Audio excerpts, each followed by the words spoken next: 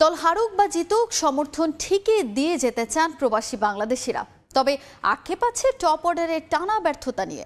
অস্ট্রেলিয়ার বিপক্ষে না পারলেও ভারতকে হারিয়ে সেমির সমীকরণে ফিরবে টাইগার্স, এমনটাই প্রত্যাশা তাদের। অ্যান্টিগায় বাংলাদেশি সমর্থকদের কথা শুনেছেন সহকর্মী সাজিদ মুস্তাহিদ। অস্ট্রেলিয়ার ম্যাচ দেখতে অ্যান্টিগায় গ্যালারিতে হাজির হয়েছিল বেশ কিছু বাংলাদেশি সমর্থক। ম্যাচ শেষে তারা সবাই কিন্তু কিছুটা হলো হতাশ হয়ে ফিরে যাচ্ছেন এবং আমার সঙ্গে এই মুহূর্তে রয়েছেন কয়েকজন বাংলাদেশি ফ্যান্স। লিটন, শান্তর তারা একটা খুব স্লো একটা স্টার্ট করলো। ওইখানে কি বাংলাদেশ আসলে ম্যাচের মোমেন্টামটা হারিয়ে ফেলে? টপ অর্ডারে আমরা অনেক দিন থেকে ব্যর্থতার এই কাহিনী শুনতে আসলে অতিষ্ঠ। এটা নিয়ে কোনো মূল্যায়ন করতে আমরা আর আগ্রহী না। আমার মনে ওপেনিং না দিয়ে লিটনকে আমরা এক বা দুই নিয়ে আসি, কারো নতুন ওপেনার নিয়ে আসি। আমরা কি করতে পারি, আমরা সাপোর্টার, আমরা চিয়ার করে যাব।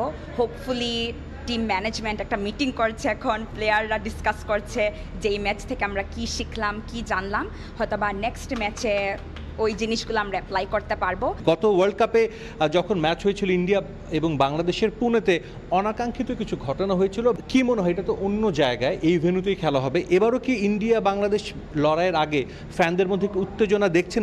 আমার মনে হয় ওদের ফ্যান বেসটাও বিদেশে একটু ডিফারেন্ট। আমার এখানে আমার মনে হচ্ছে এখানকার ফ্যান বেসটাও আমাদের, যেমন আজকে ইংল্যান্ডের অনেক সাপোর্টার ছিল, তো ইন্ডিয়ার অনেকে এসে আমাদের সাপোর্ট করেছে। এখনো সুযোগ রয়েছে কাগজে কলমে বাংলাদেশের সেমিফাইনালে কোয়ালিফাই করার, এবং সেটা নিশ্চিতভাবেই বাংলাদেশ লুফে নিতে চাইবে পরের ম্যাচে ভারতকে হারিয়ে। অ্যান্টিগা থেকে সাজিদ মুস্তাহিদ, সময় সংবাদ। ভারতের বিপক্ষে ম্যাচের আগে বাংলাদেশ অনুশীলন না করলেও গা ঝালিয়ে নিয়েছে রোহিত শর্মার দল। এই মুহূর্তে অ্যান্টিগার্সের ভিভিয়ান রিচার্ড স্টেডিয়ামে আছেন রিপোর্টার সাজিদ মুস্তাহিদ। সরাসরি যাচ্ছি তার কাছে।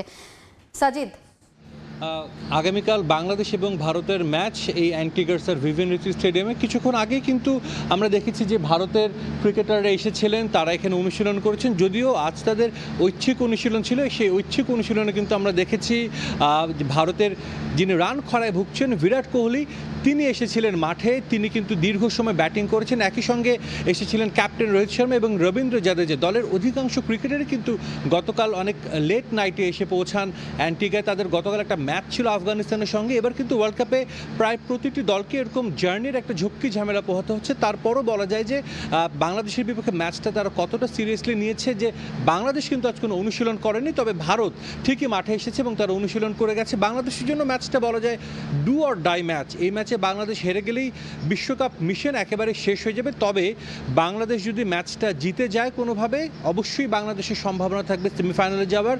সেটার জন্য অপেক্ষা করতে হবে সেন্ট ভিনসেন্টে আফগানিস্তানের বিপক্ষে ম্যাচ পর্যন্ত। তবে একটা কথা বলতে চাই বাংলাদেশ দল নিয়ে। গতকাল আমরা দেখেছি এই মাঠে খেলা হয়েছিল গতকাল রাতে। সেই ম্যাচটাতে কিন্তু বাংলাদেশ দলের মধ্যে জয়ের যে তাড়না, বাংলাদেশ দল জিততে চায়, তাদের মধ্যে কিন্তু এমন কোনো আমরা আগ্রহ দেখিনি। বাংলাদেশ দল খেলেছে, তাদের গোলটা অ্যাচিভ হয়েছে। তারা যে লক্ষ্য নিয়ে এসেছিল বিশ্বকাপে সুপার 8 কোয়ালিফাই করে, সেটা কোয়ালিফাই করে ফেলার পর কিন্তু মনে হয়েছে ক্রিকেটাররা অনেকটা রিল্যাক্সড। আমরা দেখেছি সবাই যেন নিজের জন্য খেলছে, দলের জন্য কেউই কিন্তু তেমন খেলতে দেখিনি, একমাত্র তাওহিদ হৃদয় ছাড়া। লিটন দাস তিনি রান খরায় ভুগছেন। তিনি 25 বলে 16 রান করছেন, যেটা আসলে এমন পিচে মেনে নেওয়া একেবারেই কঠিন। প্রেস বক্সে অন্য দেশের সাংবাদিকরাও ছিলেন, তারাও কিন্তু বলছিলেন যে তার লিটনের এমন ব্যাটিং দেখে সবাই কিন্তু অবাক হয়েছে। নাজমুল শান্ত একটা স্টার্ট পেয়েছিলেন, ইনিংসটা বড় করতে পারেননি। এই উইকেটে কিন্তু অনেক রান আছে, আমরা বলতে পারি। সবশেষ যে দুটো ম্যাচ হয়েছে বাংলাদেশের বিপক্ষে, যখন অস্ট্রেলিয়া ব্যাট করে আমরা দেখেছিলাম তারা কতটা স্বাচ্ছন্দ্যে, কতটা সাবলীলভাবে তারা ব্যাটিং করছিল। এবং তার আগের ম্যাচটা যেটা খেলেছিল ইউএসএ এবং সাউথ আফ্রিকা, সেই ম্যাচটাও কিন্তু একটা হাই স্কোরিং ম্যাচ হয়েছিল। সব কিছু মিলিয়ে বলা যায় যে বাংলাদেশ এই ম্যাচের আগে সারাদিন আছে বিশ্রামে কাটিয়েছে। হয়তোবা তারা টিম হোটেলে বসে প্ল্যানিংটা করছে ভারতের বিপক্ষে ম্যাচের। ভারতের বিপক্ষে কিন্তু বাংলাদেশ এর আগে টি-20 ওয়ার্ল্ড কাপে কখনোই জয় পায়নি। টি-20 ফরম্যাটে ভারতের বিপক্ষে বাংলাদেশের একটা জয়, সেই জয়টাও কিন্তু বেশ প্রায় 5 বছর আগে। তবে বাংলাদেশ টি-20 ওয়ার্ল্ড কাপে অলওয়েজ কিন্তু হার্ড টাইম দেয় ভারতকে। 2016 টি-20 ওয়ার্ল্ড কাপে বেঙ্গালুরু, সেই ম্যাচের কথা নিশ্চয়ই সবার মনে আছে। গত ওয়ার্ল্ড কাপে অ্যাডিলেডেও কিন্তু একটা টাইট ম্যাচ হয়েছিল। সবার প্রত্যাশা কিন্তু এটাই থাকবে যে বাংলাদেশ দল টপ অর্ডার ভালো করুক এবং আরও একটা ভালো ম্যাচ উপহার দিক সবাইকে। তো আমার কাছে অ্যান্টিগার স্যার ভিভিয়ান রিচার্ড স্টেডিয়াম থেকে এই ছিল সবশেষ খবর। এবারে জানাবো ইউরোর খবর। রাউন্ড অফ 16 নিশ্চিতের লক্ষ্যে রাতে মুখোমুখি হবে দুই জায়ান্ট, ফ্রান্স ও নেদারল্যান্ডস। জার্মানির লাইপজিগ স্টেডিয়ামে ম্যাচ শুরু হবে রাত 1টায়। এদিকে হাই ভোল্টেজ ম্যাচের আগে মাস্ক নিয়ে বিপাকে পড়েছেন কিলিয়ান এমবাপ্পে। শক্তিমত্তা হোক কিংবা মুখোমুখি পরিসংখ্যান, কেউ কারো চেয়ে কম নয়। শিরোপা জয়ের লক্ষ্যে বেশ শক্তিশালী স্কোয়াড নিয়েই ইউরো যাত্রা শুরু করেছে ফ্রান্স আর নেদারল্যান্ডস। গ্রুপ পর্বে নিজেদের প্রথম ম্যাচে দুদলই জয় তুলে নিয়েছে। গ্রুপ পর্বের দ্বিতীয় ম্যাচে শেষ 16 টিকিট কনফার্ম করার লক্ষ্য নিয়েই লাইপজিগ স্টেডিয়ামে নামবে ইউরোপের দুই পরাশক্তি। দারুণ ছন্দে আছে নেদারল্যান্ডস। সব মিলিয়ে নিজেদের খেলা শেষ 5 ম্যাচের 4টাতেই জয় আছে তাদের, আর হার 1টাতে। ফর্মে আছেন ডিপাই ফন ডাইকরা। হ্যামস্ট্রিং ইনজুরিতে থাকায় পোল্যান্ডের বিপক্ষে মাঠে নামতে না পারলেও দলের সঙ্গে অনুশীলনে যোগ দিয়েছেন ব্রায়ান ব্রোরি। তাই গেম প্ল্যান সাজাতে স্কোয়াডের সব সৈন্যকেই পাচ্ছেন কোচ কোম্যান। এদিকে শেষ 5 বার মাঠে নেমে 3টাতে জয় পেয়েছে গেল বিশ্বকাপের রানার্স আপরা। একটা ড্রয়ের সঙ্গে একবার হারের তিক্ততা পেয়েছে ফরাসিরা। সাম্প্রতিক পারফরম্যান্সে পিছিয়ে থাকলেও মুখোমুখি পরিসংখ্যানে নেদারল্যান্ডসের চেয়ে ঢের এগিয়ে আছে কিলিয়ান এমবাপ্পের দল। শেষ 5 দেখায় প্রতিপক্ষের বিপক্ষে 4 জয় আর একটা ড্র আছে দিদিয়ার দেশমের শিষ্যদের। তবে ইনজুরি চিন্তা আছে ফরাসি শিবিরে। অস্ট্রিয়ার বিপক্ষে নিজেদের খেলা শেষ ম্যাচে দলের সবচেয়ে বড় তারকা কিলিয়ান এমবাপ্পে মারাত্মকভাবে নাকে আঘাত পান। নেদারল্যান্ডসের বিপক্ষে ম্যাচে মাস্ক পরে খেলার কথা ফরাসি তারকার। তবে ফ্রান্সের পতাকার আদলে সাদা, নীল আর লাল রঙের মাস্ক পরার কথা থাকলেও বাদ ছেড়েছে উয়েফা। এমবাপ্পেকে এক রঙের মাস্ক পরে মাঠে নামার জন্য নির্দেশনা দিয়েছে ইউরোপিয়ান ফুটবলের অভিভাবকরা। জয়ের লক্ষ্যে সম্ভাব্য 4-4-2 ফরমেশনে একাদশ সাজাতে পারেন কোচ দিদিয়ার দেশম। আর ফরওয়ার্ডদের অ্যাটাকিং রাখতে 4-2-3-1 ফরমেশন নিয়েই মাঠে নামতে পারে অরেঞ্জ আর্মিরা। ফারজানা জাহান প্রিয়া, সময় সংবাদ। এই মুহূর্তে জার্মানির লাইপজিগে আছেন reporter Bitu Barua. France Netherlands match নিয়ে দর্শক উন্মাদনার খবর জানাতে আমরা সরাসরি যুক্ত হচ্ছি তার কাছে। বিটু, গুরুত্বপূর্ণ এক ম্যাচ আজকে একটু পরেই শুরু হতে যাচ্ছে, সেটি হচ্ছে আর কিছুক্ষণের মধ্যেই নেদারল্যান্ডস বনাম ফ্রান্সের খেলা। বলা যায় ফাইনালের আগে ফাইনাল এই খেলাটি নিয়ে উত্তেজনা কিন্তু এখন চরমে। বিশেষ করে 1984 সালে এবং 2000 সালে চ্যাম্পিয়ন হয় ইউরোপীয় মাইস্টার, মানে ইউরোপিয়ান চ্যাম্পিয়ন হয় ফ্রান্স। একই সাথে 1988 সালে কিন্তু চ্যাম্পিয়ন হয়েছিল নেদারল্যান্ডস। সব মিলিয়ে নতুন করে স্বপ্ন দেখছে এই দুটি দেশ এই বছরই, অর্থাৎ এই জার্মানির এই আসরে তারা শিরোপা উদ্ধার করতে চায় নিজেদের মতো করে। তবে বলা যায় যে আজকে ফ্রান্স কিন্তু কিছুটা নেদারল্যান্ডসের চেয়ে এগিয়ে আছে, এই কথাটা কিন্তু আপনি বলতে পারেন না। বিশেষ করে এখানকার যারা দর্শক রয়েছে এবং ফুটবল প্রেমীরা রয়েছে, ফ্রান্স থেকে যারা এসেছেন এবং নেদারল্যান্ডস থেকে যারা আসছেন, তারা আশা করছেন আজকের খেলাটি কিন্তু চমৎকার ভাবে এগিয়ে যাবে। Can you a little bit take in English? No, Speak a little bit in French. Okay, Mbappé. Yes, You think that he will be the best today? yes, on espère qu'il va rentrer en jeu pour pouvoir marquer. Okay, Merci. merci beaucoup. Merci beaucoup. ওকে, একজন ফ্রান্সের এক দর্শকদের কাছ থেকে জিজ্ঞেস করছিলাম আজকের খেলাটি কেমন হবে। তিনি বলছে যে এমবাপ্পের বিষয়টি, এমবাপ্পে কিছুটা আজকে হয়তো প্রথম দিকে নাও দেখা যেতে পারে, বিশেষ করে তার নাক ভেঙে যাওয়ায় তিনি আজকে প্রথম দিকে হয়তো প্রথম 11-এ অর্থাৎ প্রথম 11 জনের মধ্যে নাও থাকতে পারে। তবে এ নিয়ে ডেমফ্রিজ এবং ডিলিক্ট একই সাথে যারা রয়েছে নেদারল্যান্ডসের, তারা কিন্তু চমৎকার ফুটবল খেলা উপহার দিয়ে আজকে পয়েন্ট ছিনিয়ে নেবে এমন একটি অবস্থা। কারণ গ্রুপ চ্যাম্পিয়ন হওয়া, অর্থাৎ ডি গ্রুপের কে গ্রুপ চ্যাম্পিয়ন হবে সে বিষয়টি কিন্তু আজকে পরিষ্কার হবে। যদিও সর্বস্ব দিয়ে কিন্তু ফ্রান্স লড়াই করবে এমন একটি বিষয় কিন্তু আজকে যারা দর্শক রয়েছে, ফ্রান্সের ফুটবল প্রেমীরা রয়েছে, তারা আশা করছেন এবং হুমরুমিয়ে পড়ছেন কিন্তু এই লাইপজিগের রেড বুল এরিনাতে। বিশেষ করে এখানকার যারা স্থানীয় রয়েছে, তারা আশা করছে আসলে এই অরেঞ্জ অর্থাৎ এই কমলা রঙের জার্সির সাথে নীল রঙের যে জার্সি রয়েছে, অর্থাৎ ফ্রান্সের সাথে নেদারল্যান্ডসের একটি হাড্ডাহাড্ডি লড়াই আজকে হবে। তবুও বলা যায় যে বিশেষ করে কুন্ডে, গ্রিজমান এবং ডেম্বেলে তারা কিন্তু ছেড়ে কথা বলবে না, এবং এই ছেড়ে না কথা বলার যে বিষয়টি আমরা কিন্তু প্রথম ম্যাচে দেখেছি। যদিও ফ্রান্স কিন্তু খুব ভালো খেলা উপহার দিতে পারেনি, আত্মঘাতী গোলে তারা কিন্তু পয়েন্ট অর্জন করেছিল। কিন্তু আজকে এই দুটি দলের একান্তই আশা তারা যেভাবেই হোক চমৎকার লড়াই করে তাদের এই 3 পয়েন্ট ছিনিয়ে নিবে এবং সেখানে যে মান এবং মর্যাদার লড়াই যেটি আছে সেটি তো হবেই।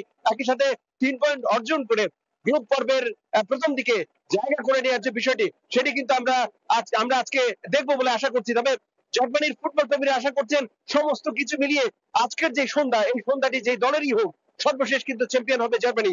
তো এই ছিল আমার কাছে লাইপজিগ থেকে রেড বুল এরিনার সামনে থেকে আজকের নেদারল্যান্ডস এবং ফ্রান্স খেলার সর্বশেষ।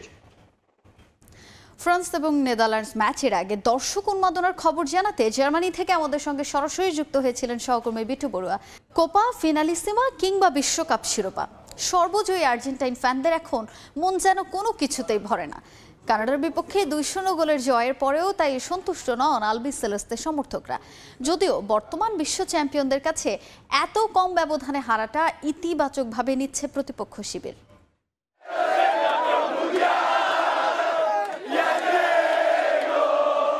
আর্জেন্টিনার মধুচন্দ্রিমা শেষই হচ্ছে না। নতুন মৌসুম কিংবা নতুন টুর্নামেন্ট, আকাশী নীল শিবিরের জয়রথ যেন চলছেই।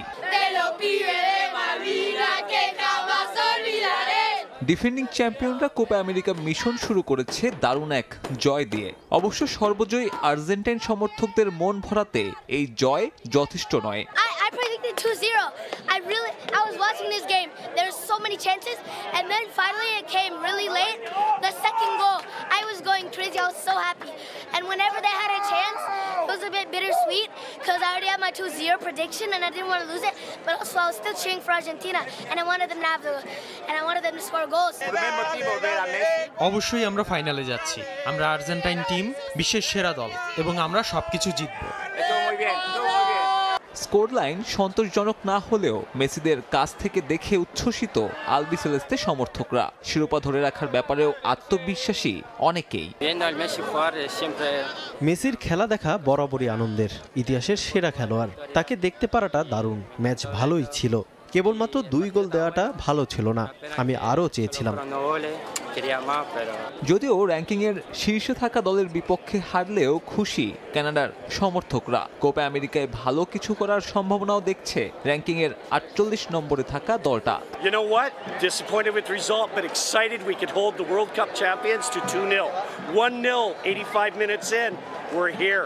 Canada, be afraid of us. Canada had the better chances, but Argentina just found the back of the net, and they were way more effective in the chances that they did have. So I've got to say, I mean, Argentina took it, but Canada really won it in my heart.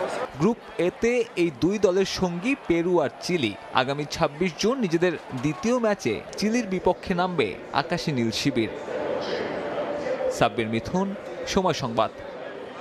ঈদের আনন্দ বাড়িয়ে দিতে আয়োজন করা হলো Tangail Bindubasini football championship. ফাইনালে দুরন্ত 16কে 2-1 ব্যবধানে হারিয়ে চ্যাম্পিয়ন হয় অরুদ্ধ 19। বিন্দুবাসিনী উচ্চ বিদ্যালয় শিক্ষার্থীদের উদ্যোগে প্রতি বছর আয়োজন করা হয় এই টুর্নামেন্ট। টাঙ্গাইল থেকে কাদের তালুকদারের তথ্য ছবি নিয়ে ডেস্ক রিপোর্ট। ঈদ আনন্দ বাড়িয়ে দিতে টাঙ্গাইলের বিন্দুবাসিনীতে গেল 8 বছর ধরে চলে আসছে পুরনো বন্ধুদের অংশগ্রহণে এক ফুটবল টুর্নামেন্ট, যেখানে মিলন মেলা তৈরি হয় স্কুল জীবনের বন্ধুদের। ঈদ পরবর্তী আনন্দ উদযাপনে জমকালো আয়োজনের মধ্য দিয়ে অনুষ্ঠিত হয়ে গেল এবারের টুর্নামেন্ট। প্রতিযোগিতায় 8টি গ্রুপে ভাগ হয়ে 24টি দল অংশ নেয়। ফাইনালে মুখোমুখি হয় অরুদ্ধ 19 ও দুরন্ত 16। টানটান উত্তেজনার ম্যাচ 2-1 গোলে জিতে চ্যাম্পিয়ন হয় অরুদ্ধ 19। ঈদ আনন্দ উদযাপনে এমন আয়োজনে ভিন্ন এক আবহ তৈরি হয়, যা উপভোগে দূর দূরান্ত থেকে ছুটে আসেন দর্শকরা। খুব ভালো লাগছে, ভবিষ্যতে এরকম খেলা আশা করি আমরা উপভোগ করতে পারবো। প্রতি বছরই আসে খেলা দেখতে, এবার খেলা ভালো হয়েছে, খুব উপভোগ করছি আমরা সামনেও চাই এই খেলাটা আরো হোক। খেলা ভালো হয়েছে, আমরা খেলা আরো দেখতে চাই। বন্ধু বান্ধবদের সাথে দেখলাম, ভালোই লাগলো। 19কে সাপোর্ট করছি, আলহামদুলিল্লাহ তারা জিতছে, ভালো লাগতেছে। স্কুল জীবনের বন্ধুদের সঙ্গে মিলন মেলার এই আয়োজন নিয়ে উচ্ছ্বসিত অংশগ্রহণকারীরা। এ ধরনের আয়োজন প্রতি বছর অব্যাহত রাখার দাবি তাদের। অনেক এনজয় করি আমরা জিনিসটা। গত বছর আমরা অর্গানাইজার ছিলাম। এটা মূলত একটা ঈদের পর আর একটা ঈদ, আমাদের তিনটা দিন একটা উৎসব চলে। আমাদের এই ফুটবল চ্যাম্পিয়নশিপের মূল টার্গেট হচ্ছে আমাদের যারা প্রাক্তন স্টুডেন্ট আছেন ওনাদের একত্রিত করা এবং কি আমাদের ভ্রাতৃত্ব বন্ধন টিকিয়ে রাখা। ফুটবল চ্যাম্পিয়নশিপ গেমটা প্রতি বছরই আস্তে আস্তে চলমান থাকবে। এখানে কোনো পক্ষবিক্ষ নয়, আমরা সবাই বিন্দুবাসিনীর ছাত্র। আমরা এই টুর্নামেন্টকে আমরা এগিয়ে নিয়ে যাব এবং সকলে এই বিষয়ে সহযোগিতা করবেন সে আশা এবং প্রত্যাশা ব্যক্ত করছি। গেল 8 বছর ধরে বিন্দুবাসিনী সরকারি বালক উচ্চ বিদ্যালয়ের সাবেক শিক্ষার্থীরা আয়োজন করে আসছেন এই টুর্নামেন্ট। সময় সংবাদ, টাঙ্গাইল। এই ছিল খেলার সময়ের এখনকার